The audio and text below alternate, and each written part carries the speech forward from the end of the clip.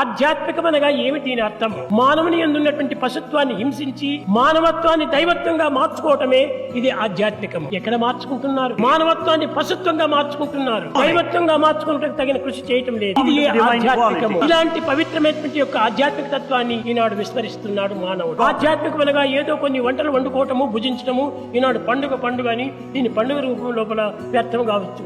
అది కాదు ఆధ్యాత్మికము. ఏ పవిత్రమైన పర్వదినం మనకు ప్రాప్తిస్తున్నాయో ఆ పర్వదినముల యొక్క ప్రధానమైనటువంటి లక్ష్యాన్ని చింతించుకుంటూ స్మరించుకుంటూ సార్థకం చేసుకోవాలి. నేను మానవుడను కాదు, నేను మానవత్వంతో కూడినటువంటి ఒక దైవత్వాన్ని అని భవించాలి. అప్పుడే తన ఎందున్నటువంటి పశుత్వం దూరం అవుతుంది. ప్రేమ స్వరూపులారా, ఏ రాజ్యమైనా కాని, ఏ రాష్ట్రమైనా కాని, ఏ దేశమైనా కాని, ఏ ప్రాంతమైనా కాని, ఏ లింగమైనా కాని, ఏ వ్యక్తి అయినా కాని మానవుని యందు మానవత్వం అనేటువంటి దాన్ని మర్చిపోకుండా కాపాడుకోవాలి. కేవలం తన స్వార్థం లక్ష్యం ఉంచుకొని కాలంను సార్థకం కావించుకోకుండా పోకూడదు.